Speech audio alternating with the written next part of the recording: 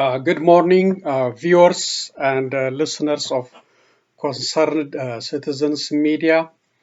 Thank you again for coming back, and nice to have you here. So I have some news to share with you. Uh, First, the war is still going on in northern and southern part of Ethiopia. In northern part, between TDF and uh, Amhara special militia and the militia brought from all over Ethiopia, plus Ethiopia Defense Force. So heavy fighting going on in that area, uh, but no breakthrough. No breakthrough. There is, Wallo war front, Gondar war front, and other areas, but still reported as heavy fighting. So areas captured by TDF still under the control of TDF. There is an attempt on Ethiopian side to recapture these areas like Waldia and uh, other cities captured by TDF, but there is no victory on that side. But TDF is also try to capture Wallo and other areas. So tense situation, no breakthrough. So I will report to you as soon as clear uh, uh, report on that area. Any breakthrough, I will report to you. On the other side, there is a war going on, Benishangul area, because I reported this one last time. There's Amhara special forces entering into Matakal. So they are not supposed to do that. It's supposed to be the federal government. If there is a border conflict, there must be a federal force, Ethiopia Defense Force, to settle this issue, not sending Amhara special forces into other regions. So this is a common problem happening in Benishangul Gumuz, also happening in Oromia area by Amhara special forces. OLA, Oromo Liberation Army, also training and new recruits and graduating them and giving them directives to conduct their operatives against Prosperity Party in different parts of Oromia, including eastern Oromia and the western part of Hararge and the eastern part of Hararge. So the war is expanding into that area, not only in the west and the east Wallagga and the Borana area. So now it's going to widening their operation area to east and west Hararge region. So that's the update, and I have some other news to share with you. Thank you again for coming back. So you can share if you have any update. You can share the news in the comment section, or you can use my email address birke@gmail.com. You can share any update if you have. Thank you. Let's see. What was said about Ethiopia at the United Nations Human Rights Council? You know there was an investigation about the war crimes and all other atrocities happened in the Mekelle and other cities during this 11 months war. So there is an investigation conducted by Human Rights Council, United Nations Human Rights Council, and in conjunction with Ethiopia Human Rights Commission. So preliminary report discussed yesterday in United Nations Human Rights Council in Geneva. Let's see what they say. This is not the final report. So the final report is coming up at the end of October, I think. The United Nations High Commission for Human Rights, Michelle Bachelet, has warned that the bloody war in Tigray, which is approaching its 11th month, has threatened to spread to the Horn of Africa. She made the remark at the organization's 48th annual Human Rights Conference in Geneva. She said the ongoing conflict in Tigray state has spread to neighboring Afar and Amhara states, and there is a risk that it will spread to other parts of the Horn of Africa. So that's a warning from High Commissioner for Human Rights Council, Michelle Bachelet. Explaining the situation over the past few months, the commissioner said mass arrests, killings, systematic robberies, and sexual assaults against Tigrayans have continued. She said that this has created fear among residents and forced many to be displaced. The commissioner said the suffering of civilians was widespread and there was chaos. With the spread of the war, she said, we have received numerous and alarming reports that many human rights abuses and the rights of internally displaced people are being perpetrated by all parties to the conflict. Joint investigation of UN and ISMCO. The commissioner also briefed the United Nations Commission on Human Rights on the ongoing investigation into human rights and war crimes violation in Tigray, in collaboration with the Ethiopian Human Rights Commission.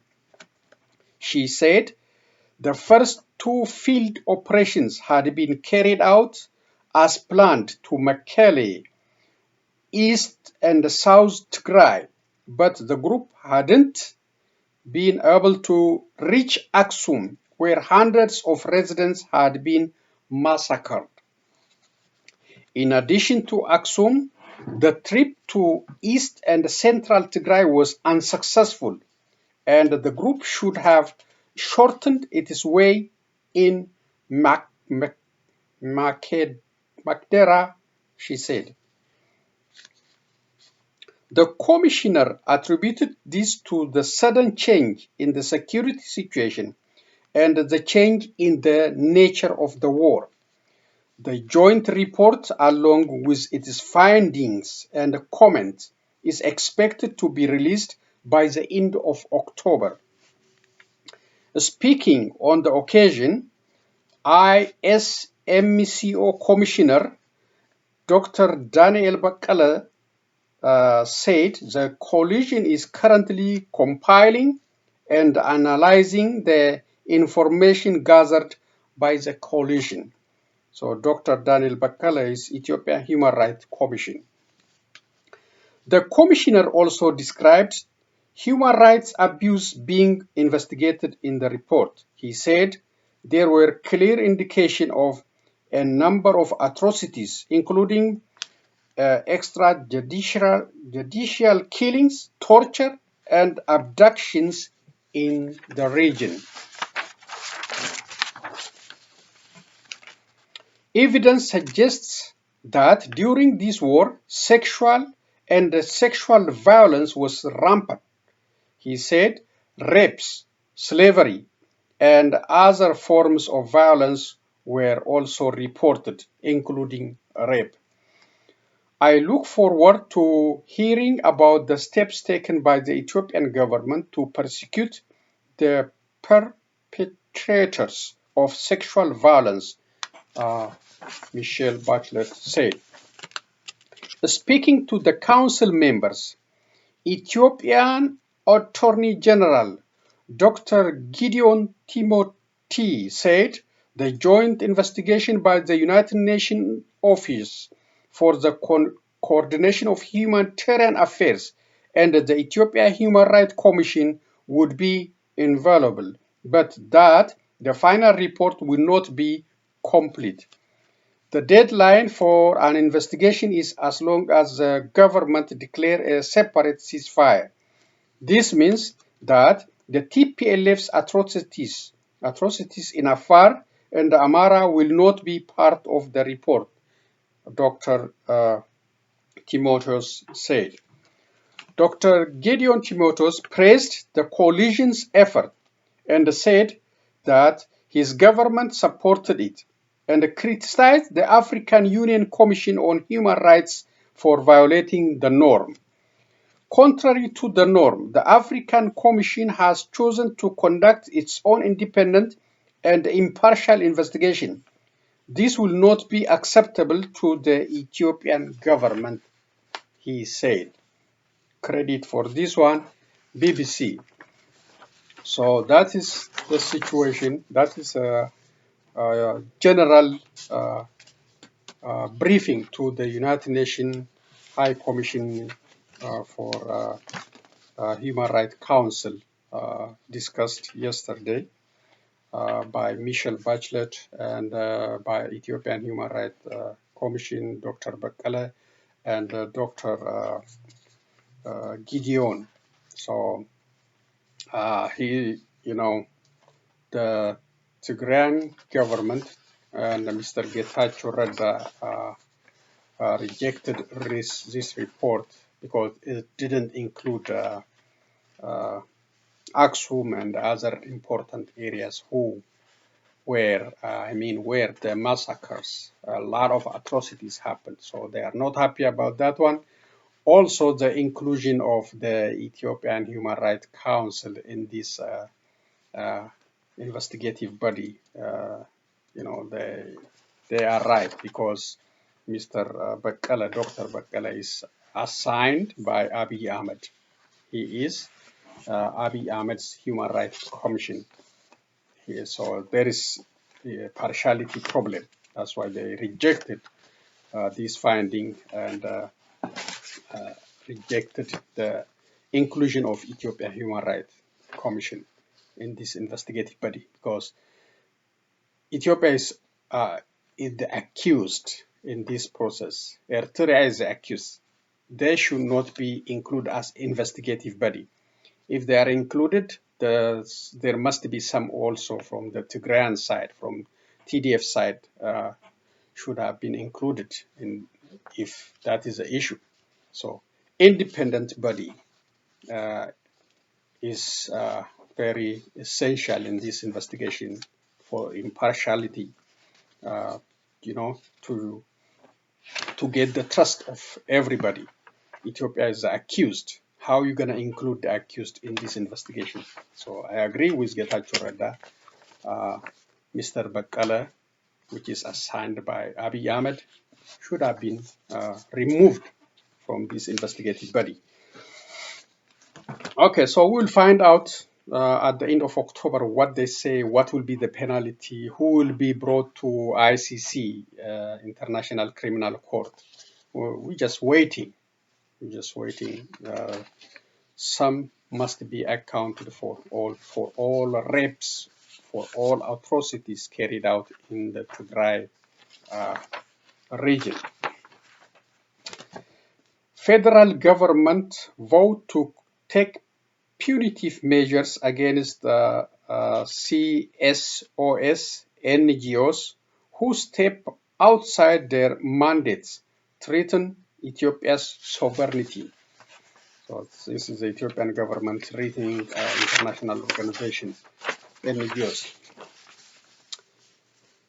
Agency for Civil Society Organization said it will take punitive measures against aid agencies suspected of working on issues outside of the purpose for which they were established, that threaten Ethiopia's sovereignty, unity, and Security.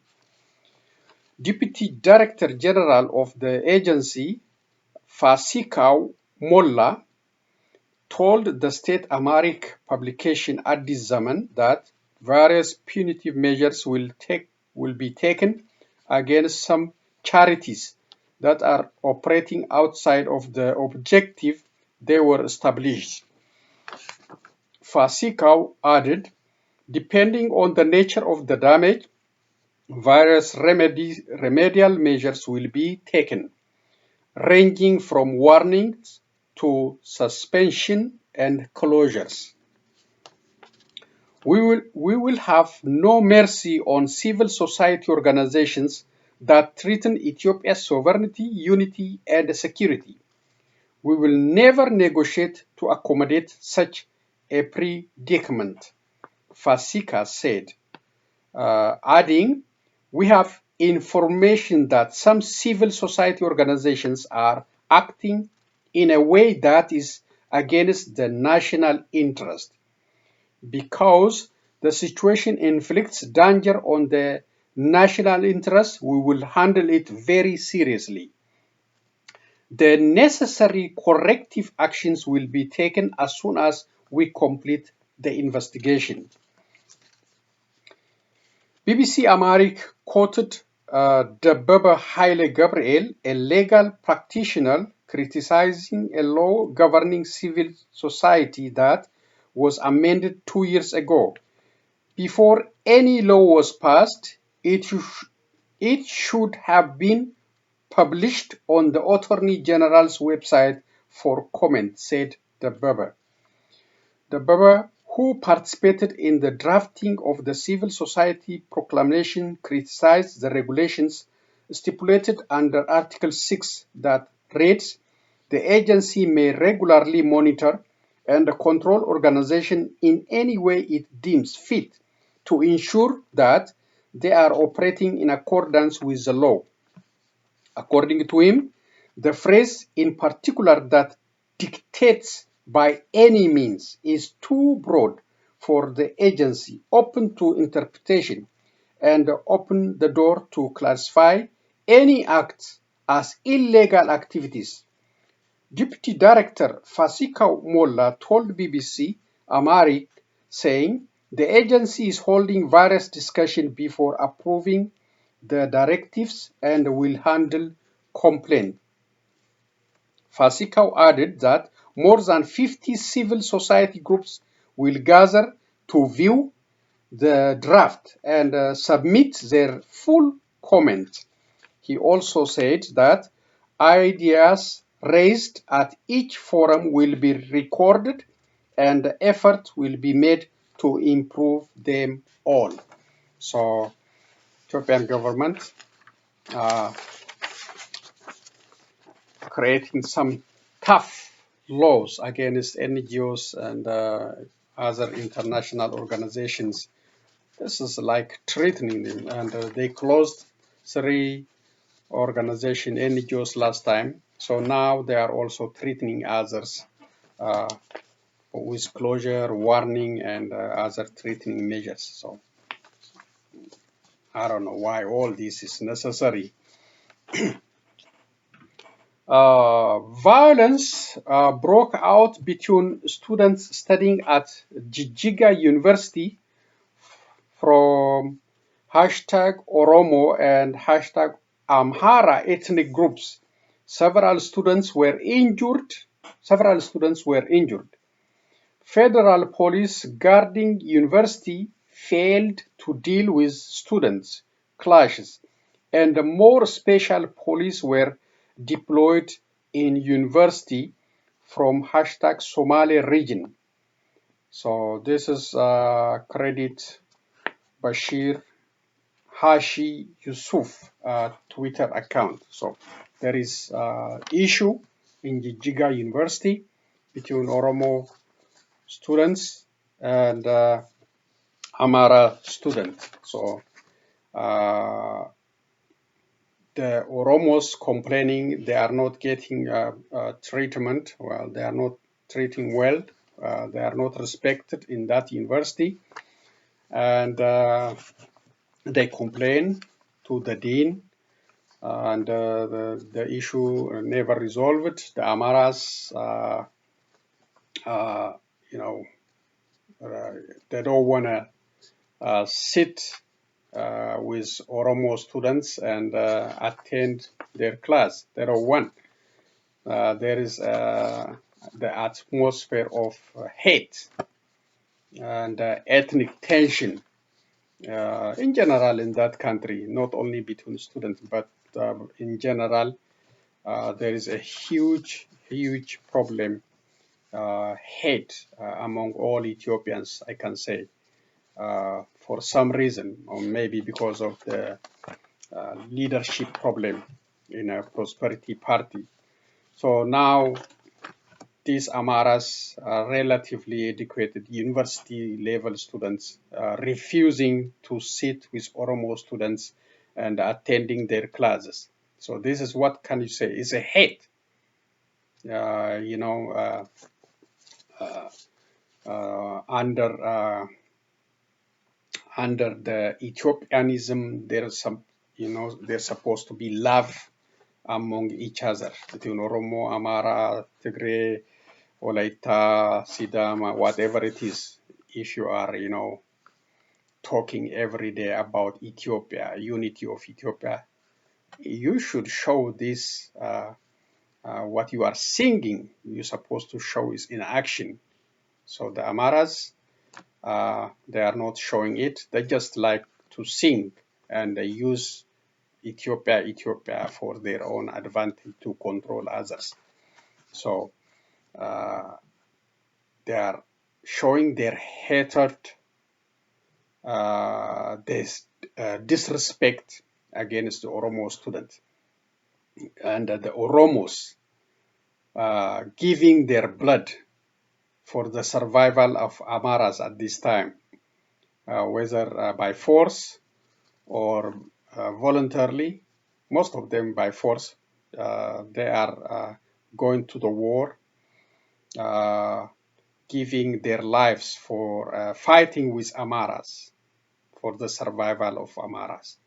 They, Oromos, are as a community also contributing everything they have, including their animals and the finance, everything for this war front. But what they are getting, hatred, disrespect from Amharas, even from those educated, from university level students. So where is the love? There is no love. Amharas are expanding into Oromo territory through investment excuses or claims, by claiming territories. So it's a mess. It's a mess, and singing day and the night about the unity of Ethiopia. Ethiopia every day is just a song. It's not a practical, love for all Ethiopians, for inclusiveness. There is issue. Amharas should fix that. So if you can see from those highly educated university students, this hate, this disrespect, what do you expect from the general public? Those who are, not well educated. Actually, they are better than those educated in general. The general public in the Amhara, they are okay, except those militias, fanos, and these university students, expansionists. They want to take Matakal, they want to take some Oromo areas through investment or through by force. So they have to change their attitude. They have to just not sing the song, but show the practical meaning of Ethiopianism. What is Ethiopia? So they have to change the attitude. They have to know how to live with others, how to respect others. So this is a very bad one. I hope it will settle before it expand. The university student, the Jigiga university administration, the dean, all should play a major role to settle this issue, very serious issue between students. It was like that during TDF, TPLF time, between Amhara and Oromo. Horrible things happened, so I hope this will settle very soon. Sudan rejects United Nations proposed benchmarks for lifting Darfur sanctions. Sudan rejected 4 benchmarks proposed by the United Nations Secretary General to the Security Council to assess the situation in Darfur before deciding on the lift of the weapons embargo on the Western Sudan region. The United Nations Security Council last February requested the Secretary General to assess the situation in Darfur and to recommend benchmarks that can serve for reviewing the individual sanctions and the weapons embargo on Darfur imposed in March 2005. On 31st July, the United Nations chief proposed 4 benchmarks to guide the decision on the Council on Darfur. Targeted sanctions including progress on national and regional political and economic governance issues, progress on transitional security arrangements in Darfur, enforcement on national action plan for the protection of civilians, and transitional justice and accountability. The Security and Defense Council held a meeting on Monday to discuss this report, which points to the continued insecurity and attacks on civilians, the non-implementation of the security arrangements, clashes with holdout rebels in Jabal Mara, and the continued presence of signatory groups in Libya. The Council made a reservation on the benchmarks related to political and economic governance, security arrangements, the National Action Plan for the Protection of Civilians, as well as transitional justice, stated the Defense Minister after the meeting. The reality confirms the progress made in these issues, as the circumstances and the reasons that motivated Resolution 1591/2005 do no longer exist, he further assessed. Last June, in a briefing to the Security Council, that chair of the Security Council Committee established pursuant to the Resolution 1591 said that Darfur sanctions are needed to prevent actions that may spoil peace in the region. However, the Sudanese ambassador rejected the call to maintain the sanctions, saying the security situation is steadily improving as the regional ceasefire has not been breached.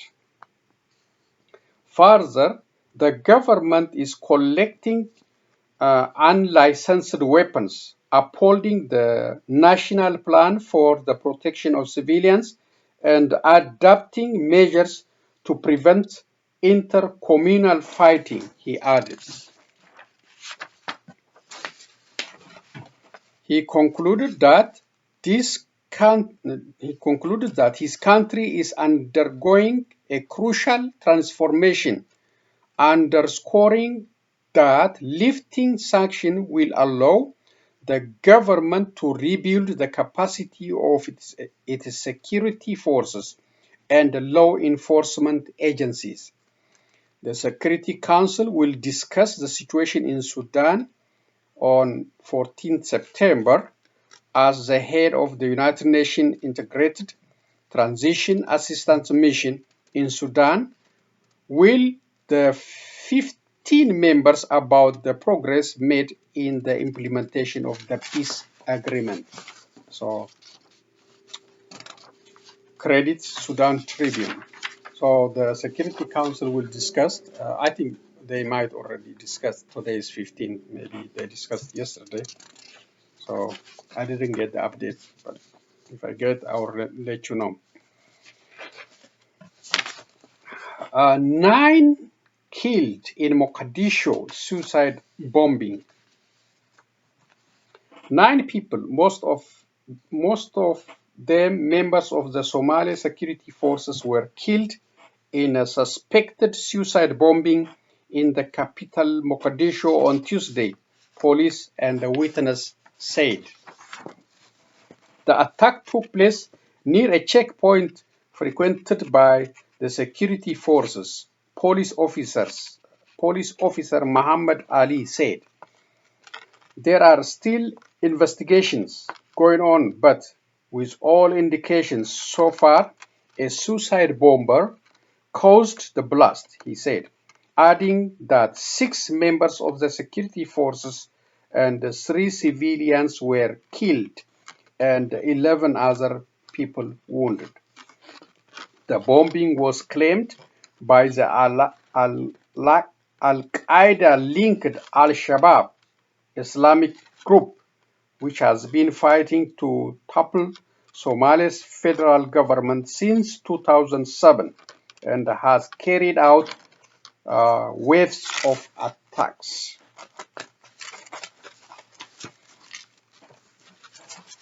I have passed by the area a few minutes after the blast. The whole area was in a mess, with abandoned shoes belonging to the victims, said witness Kudo Yusuf. Another witness, Adan Hussein, said he had seen several bodies, some of them in uniform, carried into ambulances. Last month, the extremists claimed responsibility for a suicide bombing in a cafe in Mogadishu that killed 2 people and wounded 5. The jihadist group controlled the capital, Mogadishu, until 2011, when it was pushed out by African Union troops, but still holds territory in the countryside and launches frequent attacks against government and civilian targets in Mogadishu and elsewhere. Credit Kenya Daily News. So it's unfortunate that Al-Shabaab attack in Mogadishu and other areas continue. Never since 2011, after they were removed from capital city by African Union forces. Okay, the last part of today's reading. This is from U.S. State Department press statement commemorating the International Day of Democracy. I didn't know we have International Day of Democracy. Okay, let's see what it says. September 14, 2021. On this International Day of Democracy, we underscore our support for democracy as we strive toward a more equitable, inclusive, and sustainable world. The United States places democracy and human rights at the center of our foreign policy. They are essential elements in achieving and sustaining peace and stability the world over. Our commitment is firm and grounded in our own experience as democracy, imperfect but continuously striving for a more perfect union. We know that free and democratic societies have healthier citizens, less violent conflict, and more prosperous communities. Indeed, democracy delivers for the many, not the few. To demonstrate that democracy best addresses the greatest challenge of our time, President Biden will bring together government, civil society, and private sector leaders from a diverse group of the world's democracies at a virtual summit for democracy this December. As the president has said, we must start with diplomacy rooted in America's most cherished values: defending freedom, championing opportunity, upholding universal rights, respecting the rules of law, and treating every person with dignity. A thriving democracy also depends on open and vibrant civic space in which all people, can advocate for the rights and hold the government to account with equal rights and without discrimination.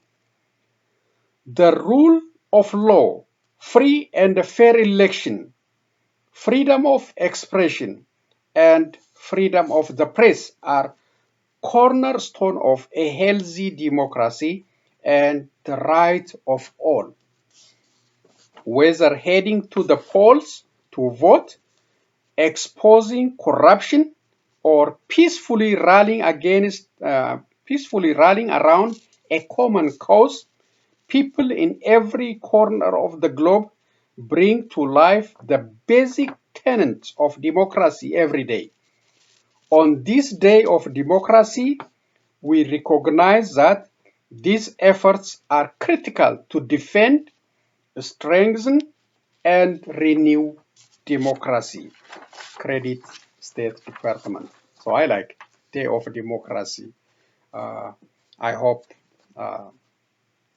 all countries respect freedom of expression, freedom of protesting, you know, respecting the rules of law. As a principle, it's very important, and commemorating, a day of democracy, which is very interesting. This is the first time I heard of Day of Democracy commemoration, but it's a very essential value, very essential value. Uh, I hope all countries respect. That's why we are try to be the voice for the voiceless. Try to you know contribute whatever we can to make the right government in Ethiopia. That's why we are fighting. We are, raising our voice, challenging the government. The government in Ethiopia, no respect for the law. Citizens just arrested and kept in jail without due process. Without the family, uh, uh, providing them food, clothing, and taking them somewhere. Uh, they arrested them, for example, the Tigrans in Addis Ababa, but they take them in Afar region. Taking them far from the family so that they can torture them openly. They can do whatever they want to do. Nobody knows about that. The family doesn't know. Their lawyer doesn't know. That's what they want to do. So this is happening, and taking them from the jail and killing them in Oromia regions, dragging them on the street. These are all illegal and grave violation of human rights and citizens' legal right. Ethiopia has a constitution, but Abiy doesn't care about the constitution as long as the people around him allow him to do it. As long as the police, the military contribute to this, and his undercover operatives are part of the game. Nobody's defending the law. You got Dr. Timotheus, who was complaining about this African human rights investigators. He is there. He is not to defend the law. He is to, to protect Prime Minister Abiy Ahmed. He cannot raise his voice. He cannot challenge the Prime Minister when people are dying, when people are kept in jail for an extended period of time without due process. No. The justice system is broken. The economic system is broken. The country is isolated. Wars everywhere. Command posts everywhere. Ethnic tension, hate. So that's why I call upon him repeatedly, the Prime Minister, to set aside and give the opportunity for Ethiopians, for dialogue, reconciliation, and building the country in a better system, have a better leadership that respect international laws and local laws, and that can create better relationship with other countries.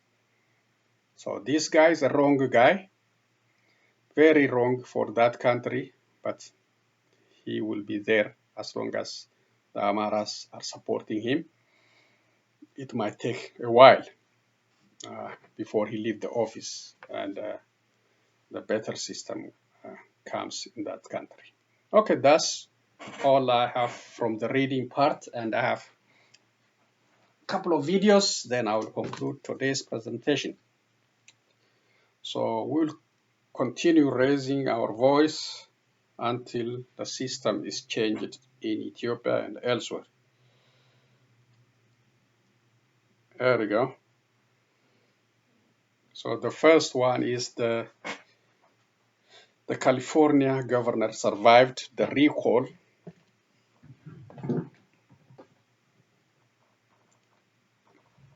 He was recalled in the last time, but the vote took place. He survived.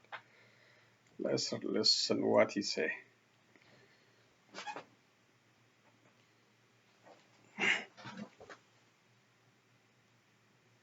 No is not the only thing that was expressed tonight. I want to focus on what we said yes to as a state. We said yes to science. We said yes to vaccines. We said yes to ending this pandemic. We said yes to people's right to vote without fear of fake fraud or voter suppression. We said yes to women's fundamental constitutional right to decide for herself what she does with her body, her fate and future. We said yes to diversity. We said yes to inclusion. We said yes to pluralism. We said yes to all those things that we hold dear as Californians, and I would argue as Americans: economic justice, social justice, racial justice, environmental justice, our values where California's made so much progress. All of those things were on the ballot this evening.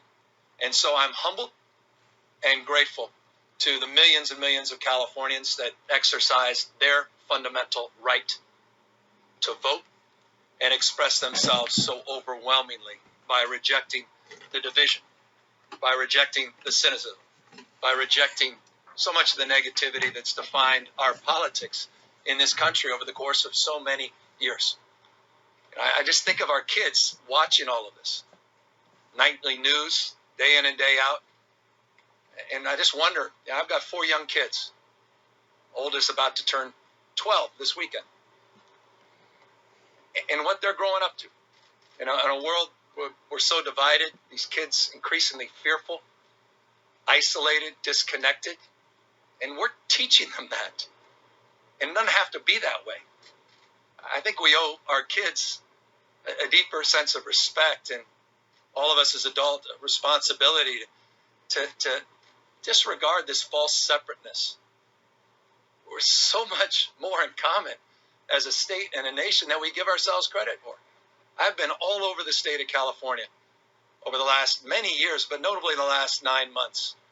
Conservative parts of the state, progressive parts of the state, folks that I know were going to vote no and votes that I knew were going to vote yes on this recall, and turned out to do just that. But one thing that's universal, everybody wants to be respected. Everyone wants to feel some connection to one another. We all certainly in this pandemic want to feel safe, protected. Those are universal values. And I think about just in the last, few days, and the former president put out saying this election was rigged.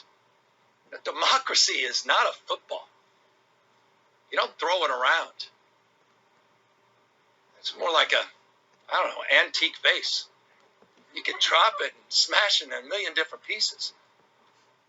And that's what we're capable of doing if we don't stand up to meet the moment and push back. I said this many, many times on the campaign trail. We may have defeated Trump, but Trumpism is not dead in this country. The big lie, January 6th insurrection, all the voting suppression efforts that are happening all across this country, what's happening, the assault on fundamental rights, constitutionally protected rights of women and girls. It's a remarkable moment in our nation's history. But I'm reminded of something, a few decades ago, someone told me when describing a difficult and challenging moment, said, the world is too small, our time is too short, and our wisdom is too limited to win fleeting victories at other people's expenses. And he went on to say, we must all triumph together. So in that spirit of recognizing and reconciling this moment and trying to understand what's going on, not just here in this state, but all across the United States of America, I just want to say this.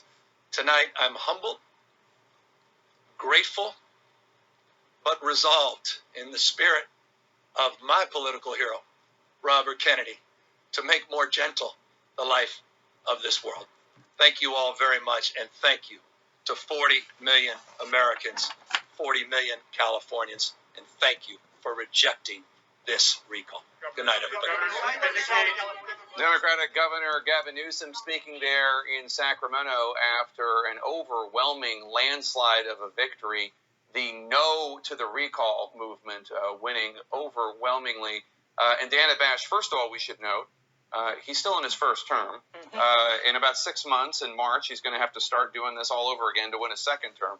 But beyond that, this was a message. The speech he just gave seemed a national speech. It was not just about California. It was not just about what happened today.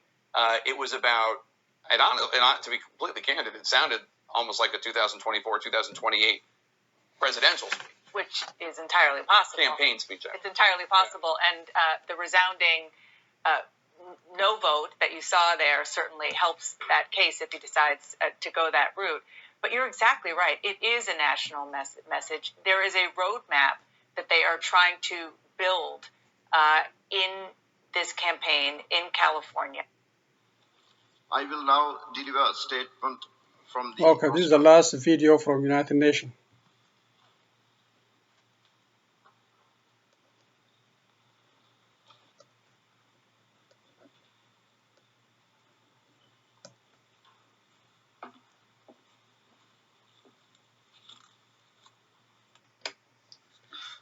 In the name of Allah, the most gracious and merciful, Secretary General of the United Nations, Antonio Guterres, President of the 75th session of the General Assembly, Volkan Bozkir, distinguished permanent representatives,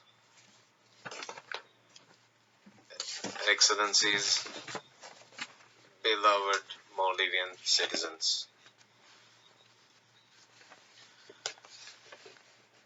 I stand here today after taking oath of office as the President of the United Nations General Assembly, humbled by the trust and the responsibilities you have entrusted to me, and thankful for the honor you have bestowed on my beloved country, the Republic of Maldives.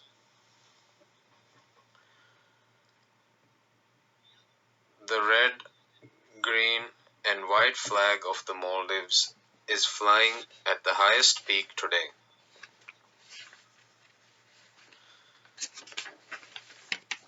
Because of the brave sacrifices of our foregone national heroes and the sacrifice of our courageous citizens today, the Maldives is at the pinnacle of international diplomacy. My first responsibility at this time is to thank the Almighty Allah for bestowing this honor on the Maldives.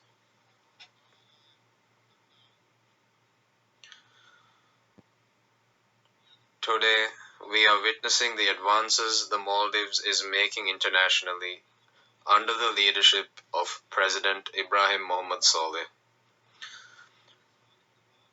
Proof that the world has accepted President Saleh's foreign policy. Proof of the close relationship the Maldives enjoys with the international community today. The seeds that we Maldivians have sowed so diligently growing into bountiful fields.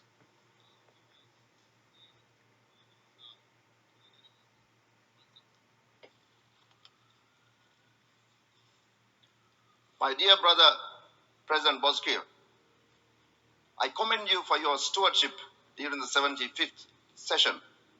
Navigating the workings of the General Assembly during a pandemic was no easy task. I know I speak on behalf of the members of this august body when I express appreciation and gratitude for your fortitude and determination. Your championship of in-person diplomacy and for a reopened United Nations General Assembly is testament to your commitment to multilateralism. I wish you all the best of luck in your future endeavors, my dear brother.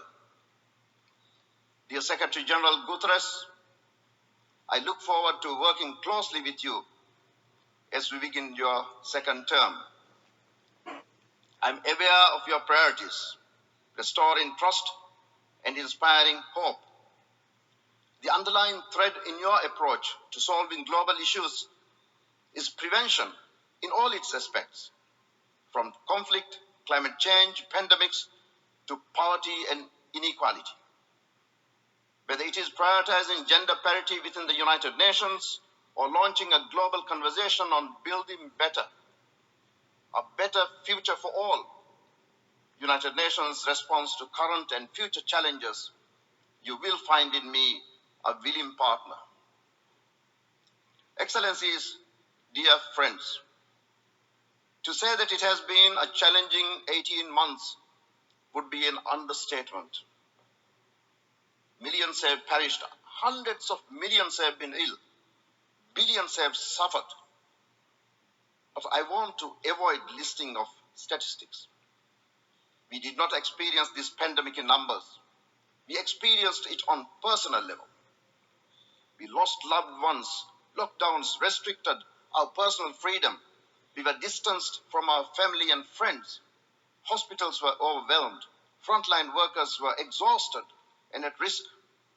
So many lost jobs, suffered and continue to suffer economic hardship. And each of us lived with constant fear of ourselves and our loved ones. Every one of us experienced the pandemic differently. But some elements have been near universal. Anxiety, insecurity, grief, hopelessness. And it is not just COVID-19. Every day we hear more and more news to ignite our collective anxiety. Climate change, disasters, conflict, and instability. These issues dominate our airwaves. The narrative must change. And we must be the initiators of this change. Dear ambassadors, ladies and gentlemen, people look to the leaders and elected officials for guidance, for assurance, for signs that things will indeed get better. that tomorrow will be better. The General Assembly must play a part in this. The peoples of the world may not know the specifics or the details of resolutions and decisions we adopt here, but they know what we stand for. The very mention of the United Nations conjures up images of the world leaders standing before the world, standing against this green marble backdrop. To billions of people, the United Nations represents an ideal, an aspiration. It represents a promise of a better future. Excellencies, dear friends, ladies and gentlemen, while the pandemic unleashed an unprecedented crisis, we have witnessed incredible acts of kindness and compassion, acts that reaffirmed our common humanity and collective strength. As nations united, let us draw upon that collective humanity now. I've embraced hope as the theme for my presidency. I'm not naive, nor do I say this just to say nice sounding words. I say this because I believe that this is what this moment in time calls for. Hope is never overrated or cliche. Those are the words of cynics. Hope is what drives us not to give up, even when the odds seem high. We place our hope in humanity because at the end of the day, that is all there is. We are 7 billion people on this planet. All we have is our common humanity. All we have is hope. That we can find in ourselves the courage and the motivation to push forward. This is the narrative we must tell. We must stand before our 7 billion constituents and demonstrate to them that we are aware of their plight and their anxiety, that we are listening, that we are willing to work together to overcome those problems, that the United Nations is relevant to today's crisis as it was 76 years ago during the aftermath of the Second World War. Excellencies, I promised you 5 rays of hope. On recovering from COVID-19, vaccinating the world is my top focus.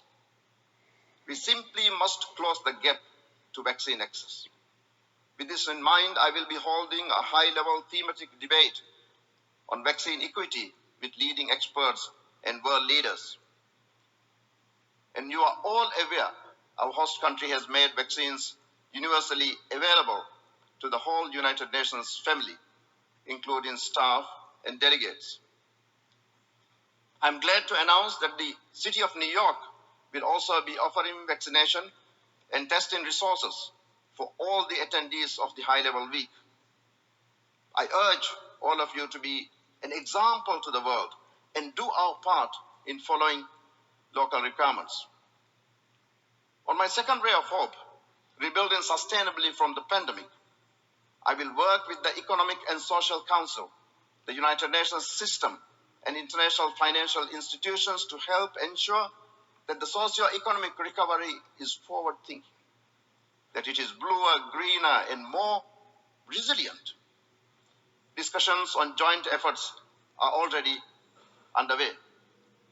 Targeted interventions for countries in special situations will be a necessity. The 5th United Nations Conference on the least developed countries, to be held in Doha in January 22, will be one of such avenues. The ongoing discussions on the multidimensional vulnerability index will be another. And as promised, I will also announce the reconstituted advisory board on least developed countries, landlocked developing countries, and small island developing states in the next few days. On responding to the needs of the planet, during this super session for nature, I will convene a high-level climate change event in October. prior to the COP26 summit. The goal is to galvanize our collective ambition and push for concrete actions that deliver change. And towards the end of the 76th session, I will hold a high-level thematic debate on the efforts needed to address the interlocking challenges facing our environment. Such an appreciation of the interconnected world we live in is important. Respecting the inherent dignity and of the equal and inalienable rights of all members of the human family will lay at the heart of every process that we as member states embark on during this 76th General Assembly session. On gender issues, I intend to reconstitute the Gender Advisory Board. I also would like to repeat my earlier pledge that I will only participate on those panels that are gender balanced. I've also made training courses on gender equality and on the prevention of sexual harassment mandatory to all my staff. I call on each one of you who have not already done so to undertake similar initiatives and to become gender champions in your own right. Please join me in this endeavor. Youth participation in decision making is also an important priority for me. You're already aware of my decision to launch the President of the General Assembly Youth Fellowship Program. This will be a signature initiative to empower youth. By offering opportunities to young diplomats and civil servants from underrepresented countries, we will strengthen the global multilateral system. We will open doors for the youth. I thank member states who have already contributed towards this fellowship. I invite all the other member states to also invest in the future of multilateralism.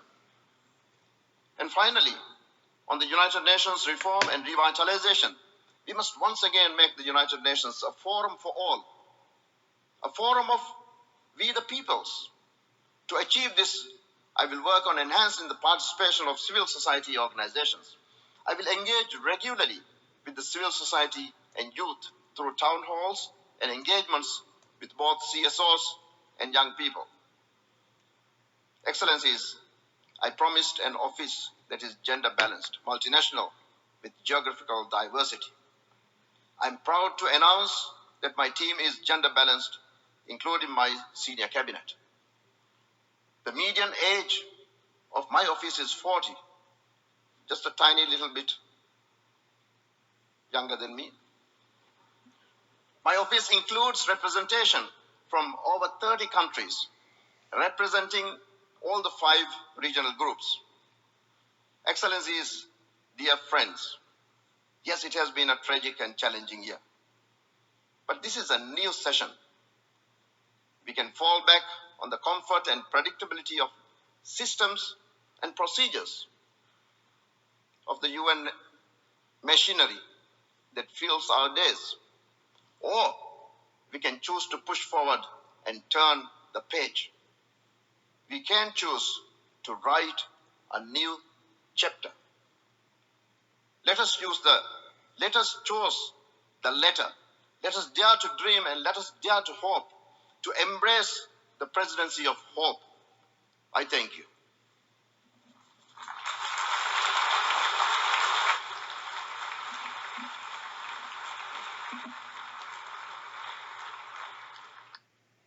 Okay, that's United Nations President for 76th session, which already started. I'm happy on the aspiration and the hope he expressed. Especially we are the people with the principle and with his inclusive agenda, gender-based, and plus for youth fellowship, presidential youth fellowship, especially on the focus of developing countries. So it's very encouraging speech. I hope he will be successful. with all his agendas. The agendas are inspiring, and he also presented the United Nations to act commonly to fix, our problems we are facing with the issue of COVID-19, climate, and other issues. But the challenge in the case of United Nations these days, very hard to get a common resolution, especially if you remember the United Nations Security Council met 8 times on the crisis in Ethiopia. 8 times. And they have no common statement at the end of the meeting because of China, Russia, and some other countries supporting Abiy Ahmed policy, claiming the issue is internal issue, even though the issue is beyond Ethiopia's boundary. Eritrea involved, Sudan is across the border,